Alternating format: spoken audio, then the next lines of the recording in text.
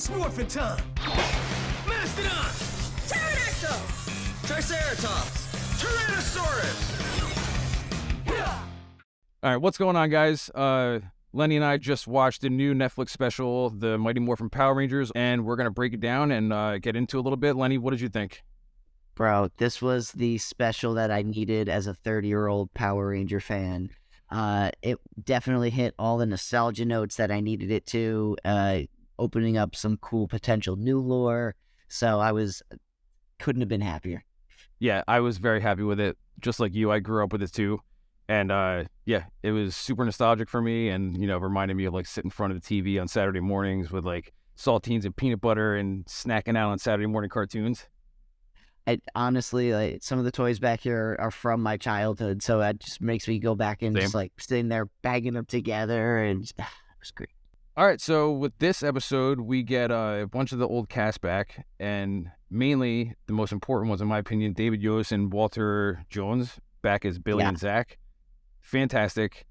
So happy they're back. It was nice to see them both step up into, a more prominent role. Not that they weren't prominent in the, the original seasons, but they definitely got to step up and show their skills more. So it was nice to see a new adult side of them kind of step up. Yeah, it was definitely cool because I said something to you off camera about it. Who was the leader? Like, and I could argue Billy, I could argue Zach. Like, I think they kind of both, they both kind of. Billy definitely took over the tech side of it, but Zach definitely, you could see he was like, all right, this is what's got to get done, and he called it first. It's Morphin time. Yeah, this one definitely got to kind of feature them in more of that leader position. I mean, Billy was sitting front row in the Megazord. So that really took me. I think even I noticed from the Sentai footage, like if you really watch it, like they kind of shift around their positions. So I'm like, oh, this is a whole different setup for them now. Like both yellow and blue towards the front and red in the back. Yeah.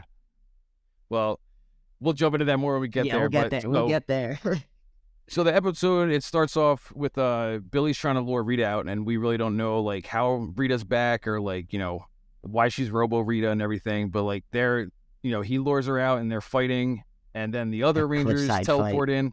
Unfortunately, it's not Jason David Frank and it's not Amy Jo Johnson, but they did have like my TV. I've always had the subtitles on, and it did say Kim fighting or like, you know what I mean, like. Yeah, it definitely sounded like they used their audio from previous seasons. So it definitely sounded like JDF and Amy Jo Johnson. So even though they weren't a part of it in that kind of way, it was still nice to have those notes kind of hit home. Yeah. You let me know if I'm wrong. Is this the first time we saw Rita actually like take part in physically getting her hands dirty in a fight? She usually didn't get too involved, and I think that was mostly due to the Sentai footage that they had. I feel like she may have been more hands-on in the Japanese version. But in the American version, she was very much I'm just going to stand in the palace and throw my wand and like, I'll be the idea gal. Send the lackeys around. So they had to do like less like Godzilla dubbing. Exactly. Go get the Rangers! They have to do less of that. Casually. But it was so great to hear Barbara Goodson's voice. I was going to say that.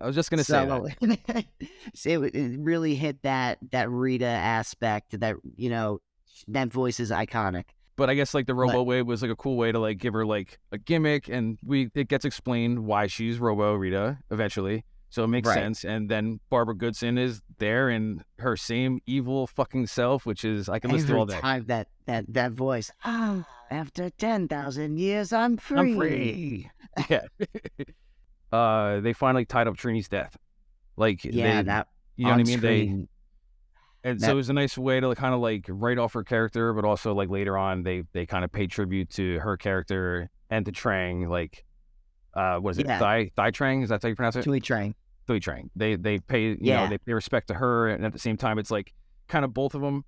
Like, between her and JDF, they definitely had a nice tribute done for them, and especially for they've never really had to kill off a character before Power Ranger wise. It's not something that's in their style. They usually don't even say the word die. It's usually just destroy. So for them to have said, the She D goes, word. deadly serious. Yeah, right. So it hurt. It hurt me there for a second. Once I saw her jump in front of the blast, that you Yeah, knew it was coming. But So Rita's about to blast and kill Billy, and then Trini jumps in front of him, sacrifices herself, and that's how we get Trini's character, or Trini getting killed in the show, and the explanation for the story. and it definitely worked. I think because the two of them they always had their own kind of connection. Trini was always the one Trini that and could Billy. speak Billy Yeah, out of yeah. the group. So it was fitting for her to be the one to save him. And that comes full circle later on.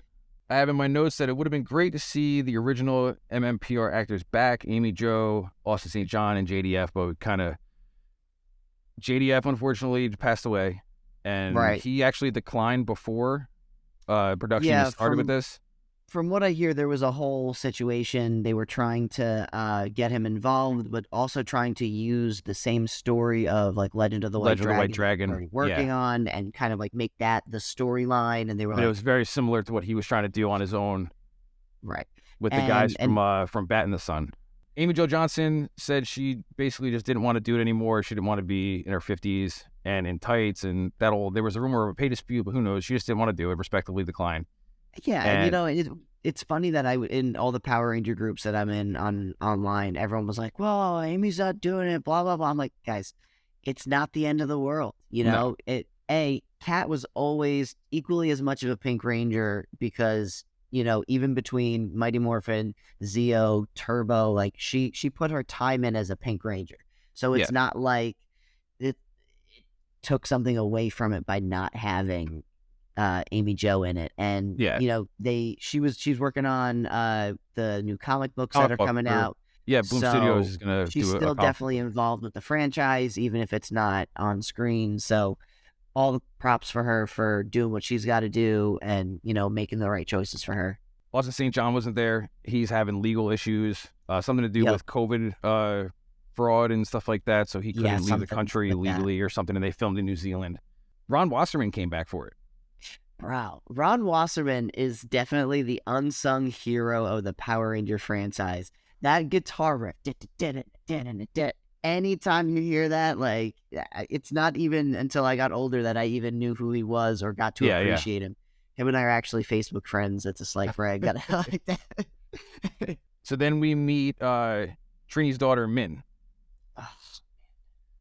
Charlie Hirsch is the actress who plays her, and she did a really good job. She killed it. Yeah, she killed it. So it cuts to Trini's home, and she doesn't know yet. And Billy and Zach are arguing if they should tell her the truth, if they should not tell her. Billy said we should tell her the truth, and we should tell her Power Rangers. She deserves to know. And then she overhears and walks in, and now she knows. Bro, that was the moment that really got me. Like when they did the blast with Trini, that was rough. But like that moment where she just dropped everything and that look in her eyes, that was when it hit me. I was like, damn, Trini's gone, and they have to. They gotta tell her how this is gonna go now. That's not something they've ever really had to touch on in Power Rangers. So it brought the emotion a little bit, for like a show that's usually like, fun and goofy and like a little cheesy. They actually like brought the emotion here. Like that's like a plot throughout the movie and a story arc that like goes throughout the whole episode. But like, I'm like, okay, they're actually trying to make this a little emotional. Yeah, we get like a small little training scene of her, and she has some yellow on, so you kind of like a little foreshadowing right there. Yep, and, she was working with the two weapons, prepping her for the daggers. So so it shows she could actually fight, and the actress knows like some martial arts, and you know what I mean, like badass too. Like watching her Instagram, like I want to know. Since I want to they know if she casted was. her. I want to know if she was in the suit. That's something I would like to find out. I would hope so. Like as an actor, if I was, going to be doing like, all right, let me do at least one scene in the suit. Like I'll train, give me do what I have to do. Like because that would definitely be. You don't get to be just a Power Ranger all that often. So like, all right, give me one moment in the suit. We cut to a year later, and it's the Rangers and Min are about to go to Trini's grave. So it's been the year anniversary, and they're about to go there, and they get ambushed by Rita and some putties. Those putties actually, they got a bit of a new look for the this new special, and it Or definitely. it might just be weird seeing them in high definition. Well, exactly, yeah. The American version of the putties, or Yeah. as Kat said, they still sound like gobbling turkeys. She brings Snizzard and Minotaur with her. So those are like her lackeys throughout the movies. Those are her Bebop and Rocksteady for the movie, or for the episode. There's a fight, and then they capture Jason, Tommy, and Kimberly. So Rita's new machine, it drains their powers and their energy. And we talked about this off camera. It makes them into little action figures. Yeah. And being that both of us obviously collect action figures, it was kind of cool. Like, I literally looked, I'm like, is that Hasbro lighting collection? It looked a little too detailed to be lighting collection figures, but like it was definitely cool to see. Like, she's like, I got you guys now. As It little didn't have fucking as action many figures. movable joints as the lightning figures have. Yeah. So that was cool. Zach, Billy, and Min escape in the Rad Bug 2. So that was cool to see back. The redesigned Rad Bug was definitely a nice little tidbit of nostalgia, because the Rad Bug itself back in the show was just creative as hell, because they needed it for the footage that they had for the episode. So I was like, all right, cool. I guess we're gonna have this flying car. But now it actually gives it more like less of a chitty chitty bang bang kind of feel, and more of an actual like cool flying car. So we start to see more of the emotional story of Min wanting to take up the Yellow Ranger mantle in honor of her mom. And we find out that Zach is now her legal guardian, and he was a congressman or something, and he left Congress, which is kind of interesting. But he left Congress to move in to Trini's old house and be her legal guardian. I guess that makes sense, because when he left the show, they were off to do some like peace delegation in Switzerland. So that kind of follows suit with that.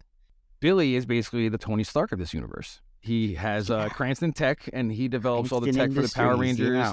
He has the command center under his business. His employees don't know about it, and it's a secret. And he says we got to keep it a secret and all that stuff. So he's like designing all the tech for all the other Power Rangers that are all over the world, and obviously in other galaxies, other planets and stuff. But like, he's the Tony Stark of their Avengers, basically. Zach and Billy kind of take front and center in this movie, but I honestly think it's more of a Billy movie, and it's cool to see like the guy, how you said, was like the clumsy guy in the first couple episodes, and the guy who didn't know how to fight and had zero leadership qualities. He was just kind of like the geeky Donatello type of the group, and like he stepped up, and he's like making tech for the group and taking charge of his own company and all that kind of stuff. So that was definitely cool to see. It's cool to see like where these characters we grew up on, like where they actually went to, 30 years later.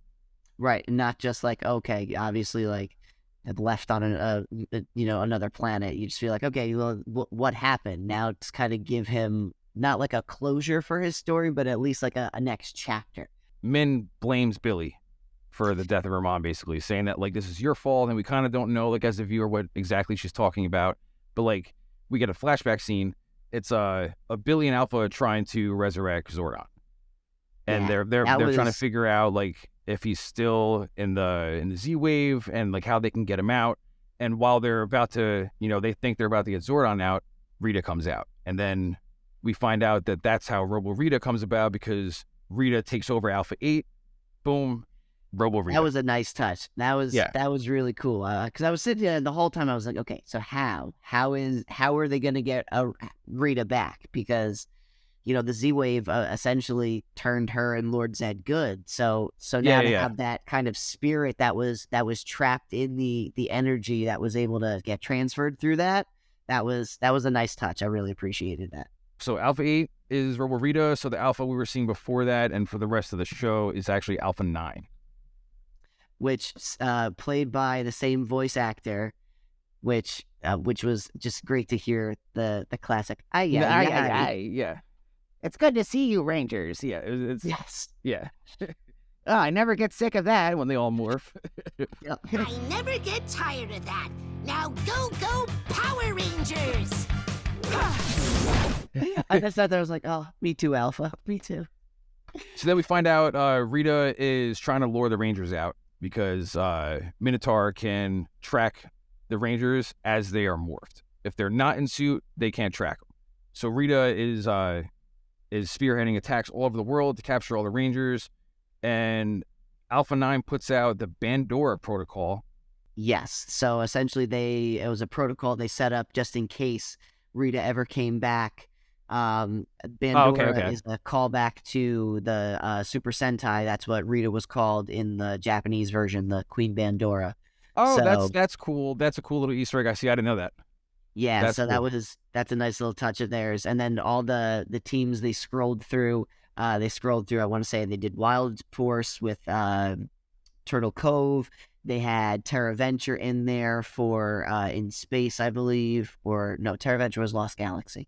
Then I saw I want to say Beast Morphers was in there as well, and the Astro Mega Ship, which was the In Space Rangers. So it was a nice list of some of the same Rangers that actually you'll see ended up getting captured and shrunk to power up Rita's machine later on.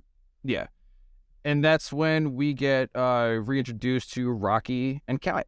They get teleported to the command center, and that's when they reunite everyone. And it's cool seeing like Rocky and Kat there, because Rocky was never there with all them, right? Or Rocky wasn't there with Zach, No, he wasn't there with Zach. and obviously Trini left right around the same time. Yeah, same time. So- So it was nice to kind of have a new old team together. Yeah. Plus, Like they they were didn't all- just bring in they didn't bring in like a pink and red ranger from like some team and just throw them in the Mighty Morphin suits. Right. This is the next best thing we can get to pad out the team without having Jason and Kimberly back. Listen, we called on you to replace the OGs once. We shall call on you to replace the OGs again. Yes. And so after that, we see Min take Trini's morpher, and she leaves to go fight the putties because she sees like a news report that they're in Angel Grove, like attacking everywhere, and she basically goes on her own and tries to fight them by herself. So the Rangers, once a Ranger, always a Ranger, is the line Kat says, and then they morph. Zach leads it's Morphin Time in this scene, and then they morph and teleport, and Even they the new fight the putties. teleporting graphics that the animation that they did was badass. It Yeah, it gave looked it great. a way more energized feel. It kind of took from the kind of feel that what's it called, Dino Fury kind of has in the more recent Netflix series, but it still gave it that Mighty Morphin twist. Oh, did you notice? I didn't say this before. Did you notice obviously you noticed, but we didn't talk about it. In the opening scene when they're all running and you see like the powder go off in the back and the explosions. It's not Power Rangers unless you have a really ambiguous explosion behind them, whether they're running or doing some sort of pose. Yeah. It's classic Japanese animation. Like, you need to have that. Otherwise, like, You know what they didn't we would have complained if we didn't have it. Yeah. You know what they didn't have though, and I was kind of disappointed in it, and I didn't even write it down. I just thought about it just now. Well, you know how like in the original seasons when they like made contact when they were fighting, you would see like a spark on their chest or like a firecracker going off. They didn't have any of that. And the putties, when they got hit, it wasn't like ding ding. It sounded like they were like hitting metal when they hit the putties in the first like original seasons. Well, I was gonna say, I want to say the Lord Zed putties had more of a metal feel to them because they had to like aim for the Z. That was their more direct like location. I want to say, at least from watching the Sentai, the putties were more like mud or clay based, so they had less of that kind of metallic sound to them. Yeah. But I totally agree. I was missing the sparks and that little bit of like extra pop that comes with those fight scenes. The fight choreography was cool. You know what I mean? Like, and them fighting the putties is I can watch them fight putties just like I can watch turtles fight foot soldiers all day. It's always entertaining. All day. And Netflix is definitely learning from their fight scenes with Cobra Kai and kind of incorporating that kind of badassery into this. And it where I don't want to say that the fight scenes were always like campy or like they didn't have like a good fight scene feel to it, but this definitely elevated that fight scene from like a 7 to a solid 12. Yeah. And it was cool too because the putties never win. They're like fucking stormtroopers. They always get their asses kicked. But when they're when we cut to Min like trying to use Trini's morpher, it like doesn't work. She goes like Saber-tooth tiger and like doesn't work. You know what I mean? Like you can't just grab it. Go web. Yeah, go web, go. Fly. Dude, they fuck her up. They like corner got up her against the good. bar. The one takes her and like choke slams her basically against the bar, and then just throws her face first on the fucking I was ground. waiting. As soon as I saw that, I was like waiting for him to go ding ding, finish her. Boom. Yeah. Just bam, right on the ground. I was like, God damn. That was definitely cool. Like, they didn't kind of hold back. They like, she got slammed fucking hard. Yeah. And the putties never get their shots in. So it was cool No, that they actually had it like was a good moment. to see them actually get a couple of seconds to actually like, all right, we're gonna win for a minute. Yeah, yeah. Before Zach and Rocky came in, we're like, haha, Yes. so much for that. So right before Zach and Rocky teleport into the youth center, we see a quick shot of Bulk and Skull's sandwich company on a billboard, and they blast through it and like rip it apart. But like you see them like cheesing with like a fucking sub in their hand. I'm like, all right, at least we got a little bit of Bulk and Skull in there. Of all the people, like I know the two of them would have absolutely come back and done something. So I'm Yeah. surprised they couldn't have done like even a small cameo for them. But even that, well, I was like, they did the music too. I was like, Yeah, yeah. yeah. I was like, oh yes, give me the Bulk and Skull. So then Rocky and Zach teleport in, and they start fighting. And this was cool because you always saw in the old episodes, like, Zach would be fighting and he'll start doing his little, like, fucking hip-hop dances. And, like, she's like, are you? He goes hip-hop keto. Hip And hop she's like- keto, yeah. She's like, Min's like, are you breakdance fighting? And he's, like, breakdancing and, like, tripping and kicking him and, like, sweeping him and everything. So that was cool. it- Like, yeah, if- that if was you a watch solid it- callback. if you watch it as a casual viewer, you'd be like, what the fuck? I can smell the cheese coming through the speakers. But someone who's seen it before and, like, gets it, like, okay, that was cool. It works. Honestly, I was waiting for Zach to do back in the original season. He did this one move. It was like a kick, legs out, and then he did a I was kick. like, and he was teaching- yeah. So like, and he taught like a whole group of kids at like a whole episode. So I was waiting for him to bust out that move, but this was way more advanced than any of the moves he had ever done, like hip hop keto wise. So like, it was good that they actually gave him some hip hop to go with the keto, as opposed to just like, I'm gonna do some pop and lock and punch. Yeah. And even Rocky too. Like that clip got leaked online a couple days before, so I got to see part of it.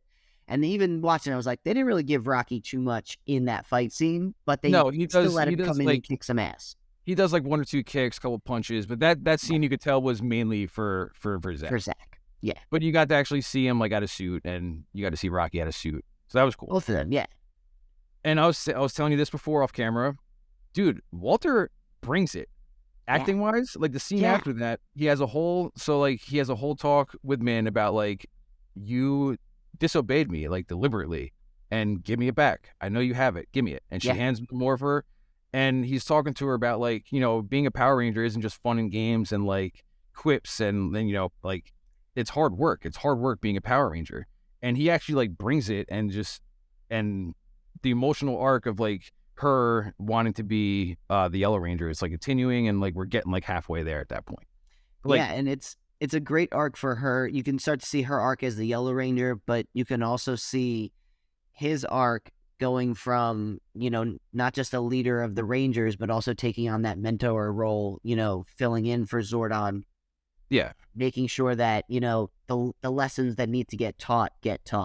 Yeah, he's talking about his mentor, my mentor, our mentor, and he flat out says that, our mentor Zordon, and he says like something about like those monsters would destroy you like very quickly, and you wouldn't stand a chance. We don't want to lose you too, just like we lost Trini. She's saying how like, I want to do this. I'd be happy to do this. And you're kind of seeing like a little bit of craziness in her eyes. And he's like, no, you're looking for vengeance and revenge. He's like, that's not what Zordon like taught us. That's what being a monster is. And so basically we kind of find out that like, and they're talking about like being selfless is what being a Power Ranger means. And so that's basically why the Morpher didn't work, because she's doing out of vengeance and revenge and selfish reasons, that when she goes to morph, the Morpher knows that she's not, portraying a good person with those reasons, so it doesn't work. They were recruited to be teenagers with attitude, and she's got the wrong attitude. After that, the Rangers teleport to Rita's Moon Palace. And is this the first time that the Rangers actually like attack her like at her home base? I don't remember them ever doing that. I want to say In the show, I feel like they went to the moon base maybe once or twice. There was some caves that was underneath the moon base that they had been to, but I don't know that they've ever done like a full-on assault like this in the show, at least. So this Yeah. was a nice thing for them to. Billy's invisible tech that he popped in there was Yeah, a yeah, nice yeah. little. Which was kind of weird because like they explained this whole like invisible tech thing they're gonna use, and then he used it for like 8 seconds. Well, and even at one point, it seemed like the way Min used it, like she used it in the command center, and then she came out outside the command center, so it looked like she teleported, but she was using the invisible. I was like, wait, which tech? Huh? Yeah. What is happening? So they go to Rita's moon palace, and then Zach tells Min to stay in the command center with Alpha. They leave, and then she just leaves anyway. Takes the morpher and dips out. Someone out. There's a fight. Rita, Minotaur, and Snizzard go back. There's a fight there, and then Rita's battling again, which is cool. It's really cool seeing Rita actually getting her hands dirty again. And then basically here's when the full circle comes back. She's about to kill Billy, and Min jumps in front and sacrifices herself. Yep. You know what I mean? So like just like her mom did. And like so what, she dies, right? Like I'm assuming that's what they were going for. Like I want to say the effect was like, yeah, they got her, but yeah, obviously, it hit the morpher beforehand, and the morpher got. Yeah. So she didn't like explode the way Trini did, but then like she's on the ground dead, and the morpher starts glowing yellow, and then she gets a bunch of Trini's memories, and all of a sudden wakes up. So we see a bunch of Trini's memories. Beautiful. Trini's memories. She wakes up, and then like they see the morpher is glowing, so they know like now she's like worthy or whatever you want to call it. Like she's being selfless. I think they even dropped something about being selfless, and you're like, he's like, do you want to say it? You're willing to make the sacrifice. Yeah. Do you want to say it? Oh, that was the best one. She's like, do I want to say it? Yeah. And then she leads the It's Morphin time this time, and then there's a fight, and ends up it's Megazord time. Oh, that Megazord. See, this is my one negative about it so far. So I respect the fact that they like shot for shot basically like recreated like the Triceratops coming out, a Tyrannosaurus coming out, and them all like going together to form the Megazord. But I wish it was live action. I wish they did it. The CG looked kind of cheap, and like, did they do it on purpose to make it look cheesy? Did they not have enough in the budget? Like, who knows? It might be a mixture of the two. But who gets big? It's not Minotaur. It's Snizzard. Snizzard gets big. My magic wand will make you grow. Not grow. Yeah, and you could tell like right off the bat that like his CG is fucking dog shit. Yeah. Oh, it was bad. It was real bad.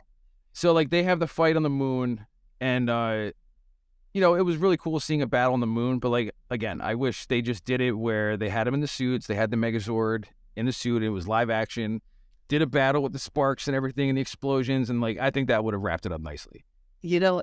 As corny as it was watching the Godzilla, the way they filmed those old Godzilla ones, or it was like the giant people, like the really small models of everything. Yeah, and the Would cardboard like to fucking skyscrapers. Yes, like part of me would like to have seen more of that, especially from the Megazord. I agree, the CG wasn't great. Even when the first preview came out, I was like, Megazord, what? Yeah, we've mentioned before that Billy sits front row. Yeah, in the Megazord, in front row of the Megazord. Right before that, and this was another cool thing with Rita being a robot. They're allowed to stab her through the fucking chest. That was dope. Billy straight up stabs her through the fucking back, and it comes right out of her chest, and like you think she's dead at that point. Then he, joins in the Megazord. Yep. Yeah, that was he lanced her real good. Yeah, he lanced her real good. She obviously comes back as like the horror character as one last hurrah. So after you gotta have Jason open his eyes at the end of the movie for one last scare, and so the Megazord wins, destroys Snizzard. And then they're fighting, and then Zach blasts her with the axe and destroys her. See, that was my other gripe. I really wanted them to bring the weapons together, do the power blaster. Like, that was their moment there to kind of that moment. If you're gonna, Dude, pull like out the unite them axe all. blaster, yeah, like that was their come together as a team moment and like Yeah, really yeah. defeat her. So I would have loved to see the power blaster, but Yeah, if they it all was still put their great. weapons It was together, it still would have great. been cool. But Zack blasts the shit out of her. She is destroyed. And yeah, then they're all back at the juice bar at the youth center, and kind of wraps up after that. They're sitting at the juice bar. They're talking about Trini. They did mention Ernie, which was nice. That was, I think, a nice callback to it's Richard. I forget his last name, the actor that passed away who played Ernie. So that was a nice tribute to him as well. Let me see if Yeah. they still have Ernie's recipe. Yep. So right at the end, before the credits roll, we get a dedication and memory for Tui Trang and for Jason David Frank. Beautiful. It really hurt not getting to see them be a part of it, especially because, Trini was such a classic Yellow Ranger. I feel like for the longest time, Yellow Rangers didn't always get that much on the respect scale, like if yellow was your color, then like cool. But like Trini definitely brought a lot to the Yellow Ranger, and Tui Trang definitely brought a lot of aspects alive in Trini that, made her feel like a relatable character. Yeah. And it definitely sucks, like in hindsight, knowing that Jason David Frank declined being part of it. And it would have been cool if he, in hindsight, if he did accept it and we saw him like play up as a Green Ranger one more time. But at least we'll get him in Legend of the White Dragon.